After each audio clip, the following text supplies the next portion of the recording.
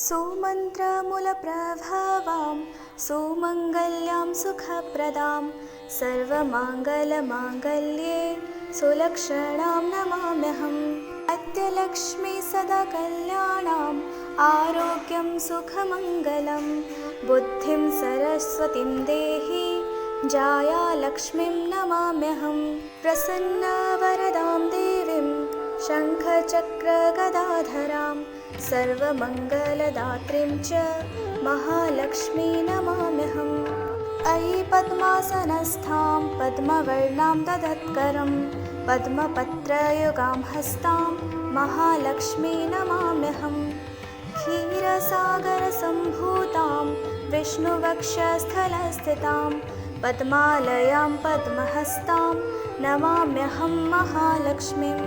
चन्द्रसहोडाश्च हस्तंस्था सकलैश्वर्यं प्रदा शुभां लक्ष्मीं नमामि यस्तास्तु वामभागे विराजते। सर्वकामप्रदां देवीं सदा भक्तिप्रदायिनीम् अश्विन्यां प्रथमां संस्थां शरत्कुङ्कुमवर्णकाम्। अष्टलक्ष्मी नमस्तुभ्यं वरदां शान्तमाङ्गले कृपास्वरूपिणीं देवीं नमामि पद्ममालिनीम्। श्रीमहालक्ष्म्यै नमः। श्रीधनलक्ष्मी स्तोत्रम्। धनदा उवाच देवी देवमुपागम्य नीलकण्ठं मम प्रियं कृपया पार्वती प्राह शङ्करं करुणाकरं। देव्युवाच ब्रूहि वल्लभसाधूनां दरिद्राणां कुटुम्बिनां दरिद्रदलनोपाय मञ्जसैव धनप्रदं। शिव उवाच पूजयन् पार्वती वाक्यमिदमाह महेश्वर उचितं जगदम्बासि तव भूतानुकम्पया। ससीतं सानुजं रामं साञ्जनेयं सहानुगं प्रणम्य परमानन्दं वक्ष्येऽहं स्तोत्रमुत्तमं। धनदं श्रद्धानां सद्यः सुलभकारकं योगक्षेमकरं सत्यं सत्यमेव वचो मम। पठन्तः पाठयन्तोऽपि ब्रह्मणैरास्तिकोत्तमैः धनलाभो भवेदाशो नाशमेति दरिद्रता।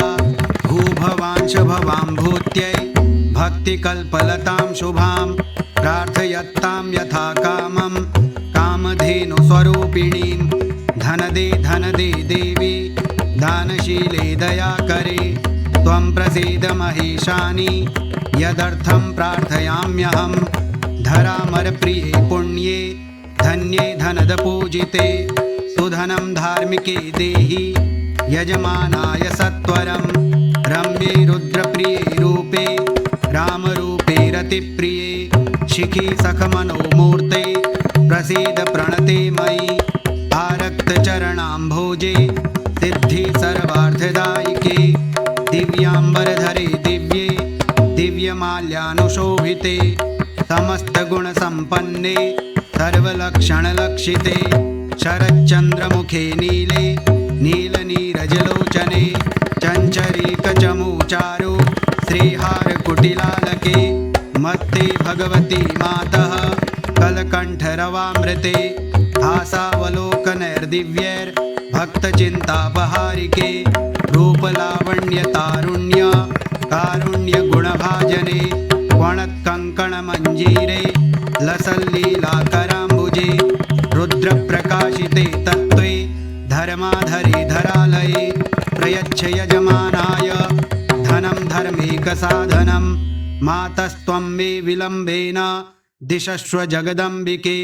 कृपया करुरागारे प्रार्थितं कुरु मे शुभे वसुधे वसुधारूपे वसुवासववन्दिते। धनदे यजमानाय वरदे वरदा भव ब्रह्मण्यैर्ब्राह्मणः पूज्ये पार्वती शिवशङ्करे। स्तोत्रं दरिद्रता व्याधि शमनं सुधनप्रदं श्रीकरे शङ्करे श्रीदे प्रसीद मयि किङ्करे।